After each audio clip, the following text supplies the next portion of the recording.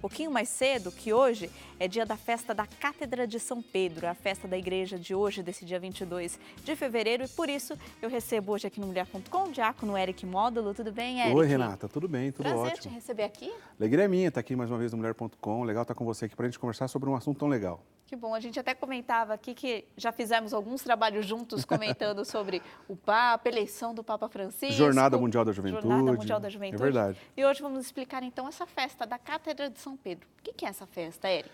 Olha só, cátedra é cadeira, né? Então, na festa de hoje, no dia de hoje, é um dia, né, que a liturgia lembra da autoridade do Papa, da autoridade de governo do Papa. É uma festa que está muito ligado a São Pedro, que obviamente é o primeiro Papa. Então, no dia de hoje, a gente lembra dessa condição que o Papa tem de presidir o magistério da Igreja, né? O magistério da Igreja é aquela capacidade, aquele munus, aquela missão que recebeu do próprio Cristo, que o Papa recebeu do próprio Cristo, de também ensinar, né, de confirmar a fé de toda a Igreja. Um dia, Jesus estava com seus discípulos e ele perguntou, olha, quem vocês acham, imaginam que eu sou? Né? Falou direto com os seus amigos, com os seus seguidores. E São Pedro, naquela ocasião, está narrado no Evangelho de São Mateus, lá no capítulo 6. São Pedro, ele deu uma boa resposta, uma boa maneira de resolver aquela questão. São Pedro disse, olha, você é o Cristo, é um enviado de Deus, é um ungido de Deus. Cristo significa ungido. E nós vamos te seguir.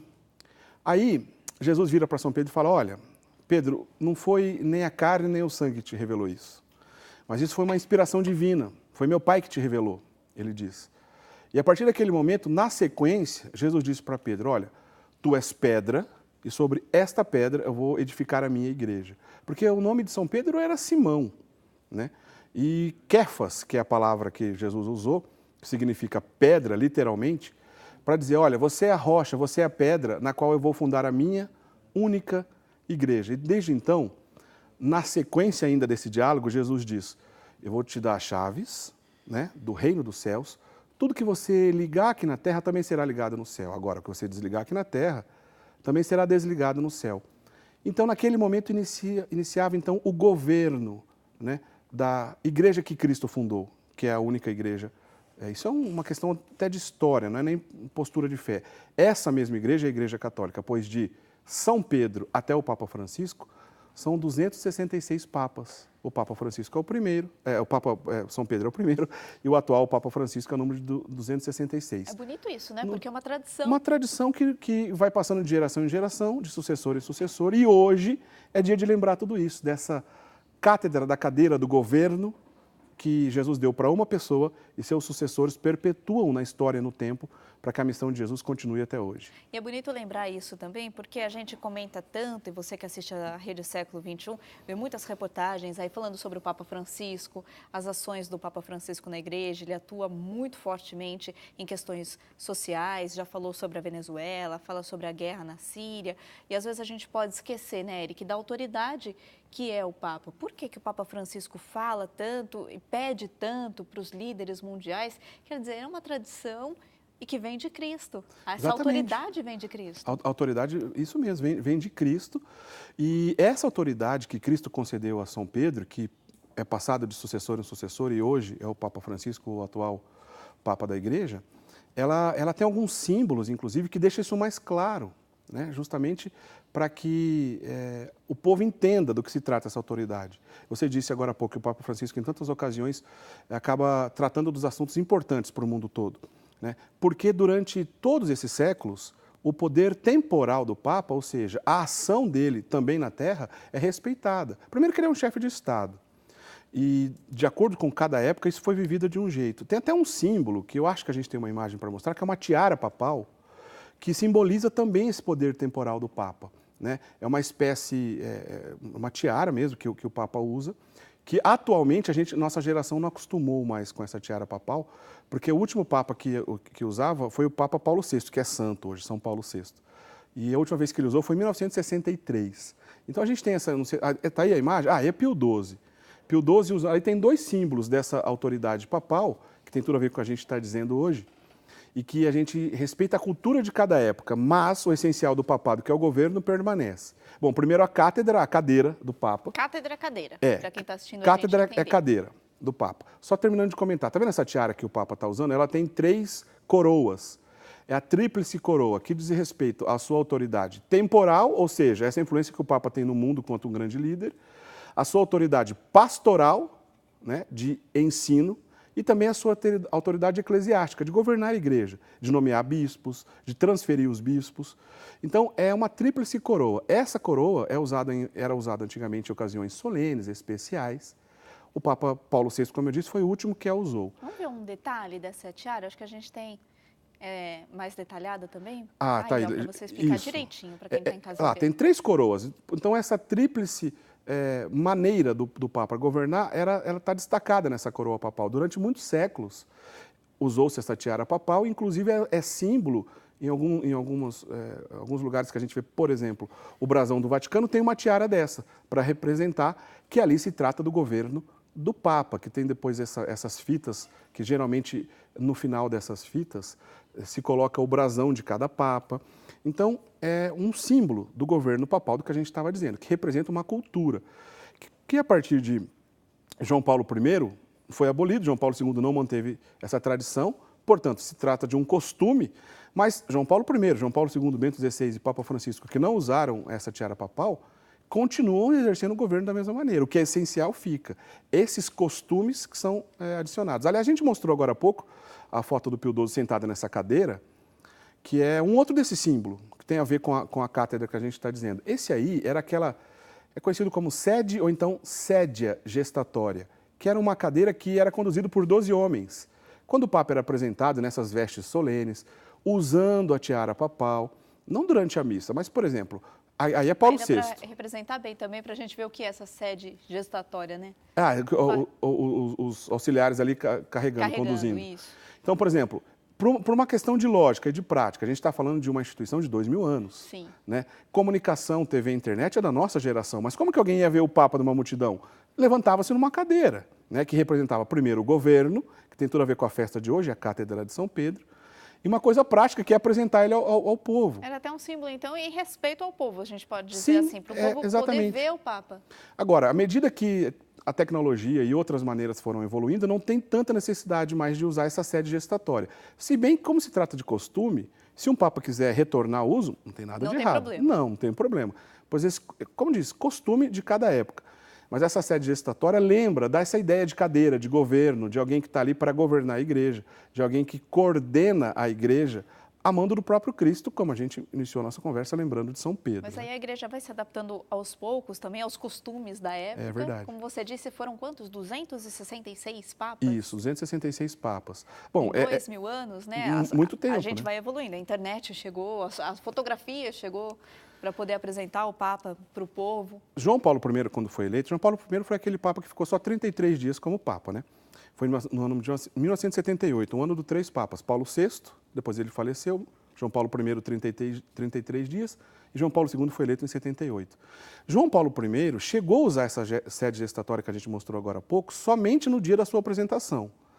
Em seguida, como ele ficou pouco tempo, João Paulo II assumiu, João Paulo II achou que não tinha mais necessidade disso. Ele inaugurou uma outra maneira, que a gente conhece até hoje, que é o Papa Móvel. Mais tecnológico. Mais tecnológico, exatamente. Começou a se apresentar num carro, né, que inicialmente era um carro aberto. Esse é o Bento XVI usando um Papa Móvel. Essa é a segunda geração do Papa Móvel, que já é ali com os vidros blindados. Né? A primeira geração do Papa Móvel foi com o Papa João Paulo II, que ainda era um carro aberto. Até a gente tem uma imagem. Aí tá João Paulo II num Papa Móvel aberto. Num Papa Móvel aberto, que foi a primeira vez que a gente teve essa ideia, né, de Papa Móvel. E o Papa... É um nome que pegou, né? Pegou mesmo, né? Foi bem colocado. Aliás, foi num dia...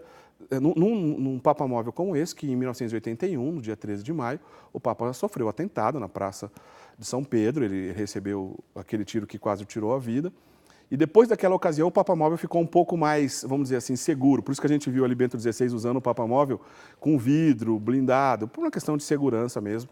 E isso pegou, né? O Papa Francisco, obviamente, continua nessa tradição. Na Jornada Mundial da Juventude... O Papa Francisco também tirou um pouco desses vidros aí do Papa Móvel, mas, né? Ficou só a parte da frente. Com o Bento XVI isso já havia acontecido. Já havia. São algumas versões. Ora com o vidro todo, né, coberto, ora só na frente, e o Papa Francisco continua essa tradição, e o Papa Móvel veio para ficar. Basicamente substituiu aquela sede gestatória, né, basicamente substituiu. Mas repito, são questões de costume. O essencial é ali ter um governante da igreja representando Cristo na terra, sendo um ponto de unidade. Porque para a fé católica o Papa é um ponto de unidade. É alguém que é guardião da fé e que vai manter fiel o anúncio e a missão de nosso Senhor Jesus Cristo de acordo com o tempo e a cultura de cada um desses papas. Então, esse ponto de unidade, esse ponto de governo, que durante todos esses anos nunca foi abolido, continua de pé, apesar dos costumes. Né? Apesar os costumes vão se adequando à época, Isso. Então saímos daquela sede gestatória, viemos para um Papa Móvel, que é até melhor para quem está conduzindo ali, né? Não precisa conduzir algo que é pesado, uma cadeira pesada, mas o principal, que é a autoridade, a gestão do Papa, continua. Continua, isso não muda, o Papa continua confirmando seus irmãos, continua vivendo aquela missão que o próprio Cristo deixou para São Pedro.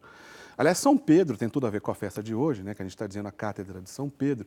Hoje tem um costume interessante lá no Vaticano, pois tem uma estátua de bronze lá no Vaticano, é uma estátua muito bonita, muito grande, que fica no Vaticano, dentro da Basílica de São Pedro. Então, quem entra na Basílica de São Pedro, à medida que você está de frente para o altar, ela está do lado direito, ou, portanto, do lado esquerdo do altar. Essa imagem de São Pedro, que é de bronze, essa imagem que a gente está vendo aí. Num dia como hoje, essa imagem, ela recebe os paramentos. Aquela tiara papal que a gente estava falando anteriormente, uma daquelas, um modelo daquele, será colocado nessa imagem de São Pedro, simbolizando o primeiro Papa.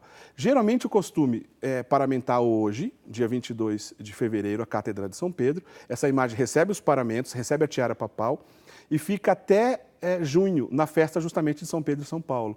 Então, quem visita o Vaticano nesse período vai ver essa imagem que a gente acabou de mostrar, paramentado, inclusive usando a tiara papal, que a gente comentou agora há pouco, que é justamente nesse dia. É uma celebração que o Papa Francisco provavelmente participa? Do paramento, não, porque isso não está dentro da liturgia. Entendi. É só para manter o costume mesmo. Uma tradição para manter o costume. Exatamente. Aliás, mantém o costume na Basílica de São Pedro, que apesar de todo mundo achar que a Basílica de São Pedro é a Basílica do Papa, não é. Isso a gente, às vezes, pode pegar alguém desapercebido nessa informação. A Basílica do Papa é a Basílica de São João Latrão, que fica em Roma também, né, que é uma outra basílica belíssima, construída pelo imperador Constantino. Ou seja, a gente está falando de uma coisa muito antiga, dos primórdios do cristianismo, já que foi no ano 313. 313, faz tempo, que o imperador Constantino permitiu a paz dos cristãos, que eram perseguidos, o Império Romano os perseguia, a partir de 313 não. Para simbolizar essa virada, né, na história, ele construiu a Basílica de São João Latrão, que é dedicada tanto a João Evangelista quanto a João Batista. Né? As relíquias desses dois santos estão depositadas lá. Lá é a Basílica do Papa. Mas, numa região conhecida como Colinas do Vaticano, que para aquela época era muito distante, São João Latrão até o Vaticano, para a gente é 15 minutos de carro, hoje para quem vai em Roma, não é longe. No Vaticano começou a ter o costume de ser um cemitério católico. E perceberam que todos os túmulos que eram colocados no Vaticano, nessa colina do Vaticano, eram ao redor de um túmulo principal. E ali criou-se a tradição, para a igreja primitiva, de que São Pedro teria sido enterrado ali nessa colina do Vaticano. Então, o mesmo imperador Constantino mandou construir uma outra basílica, essa sim dedicada a São Pedro, que é onde fica atualmente o Vaticano e a Basílica de São Pedro. Que é a mais famosa, então, hoje em dia, digamos assim, mas por uma questão de tradição também. Mas essa tradição foi comprovada pela ciência. Por quê? Porque no papado de Pio XII, né, no século XX, né, no final da década de 20, começo da década de 30, foi feita uma escavação profunda nessa região e os arqueólogos da época encontraram o túmulo original, né, com um escrito Petrus N, que significa Pedro está aqui. Então encontrou-se o túmulo de Pedro original e ali sobre esse túmulo de São Pedro é exatamente onde fica o altar da Basílica de São Pedro. Então, apesar de ser uma tradição, foi comprovada pela arqueologia moderna e esses restos mortais de São Pedro, ou seja, os ossos do próprio Pedro, de vez em quando são apresentados ao mundo pelo próprio Papa para manter essa tradição. E tudo isso ali naquele lugar, na Basílica de São Pedro, onde fica, portanto, a imagem de São Pedro e esse lugar onde o Papa governa a Cátedra de São Pedro, hoje é dia de rezar pelo Papa. E a gente pode dizer que o Papa Francisco tem criado aí uma nova tradição. O Papa Francisco gosta muito de dar entrevistas. Verdade. Quando volta de viagens, e tem virado uma tradição ele dar entrevista dentro do avião, na volta da viagem. Respeitando o costume de cada tempo, como a gente estava dizendo, né?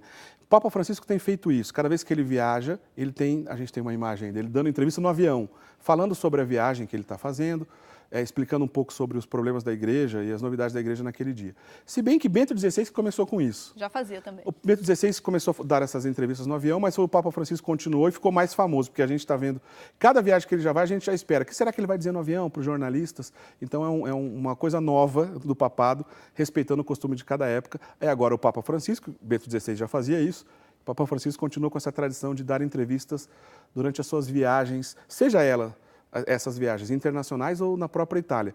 O Papa vai vai fazer uma viagem e tem jornalista presente, geralmente ele vai conceder essa entrevista. Deve ser bacana um dia, quem sabe a gente tem a oportunidade de participar de uma coletiva dessa um dia, né? Tomara, né? Eric, para a gente resumir então, hoje é dia de rezar pelo Papa. Hoje é dia de rezar pelo Papa. Rezar pelo Papa, a igreja nunca perde essa tradição. Em alguns dias específicos do ano, a gente pode lucrar a indulgência plenária para rezar pelo Papa, que a gente... na verdade, esse livro das penas temporais. Uma outra hora eu venho explicar o que é isso. Mas, ou seja, a gente deve rezar pelo Papa, pelo bem da igreja, pela sabedoria que o Papa precisa para liderar a igreja, que não é uma coisa fácil, né?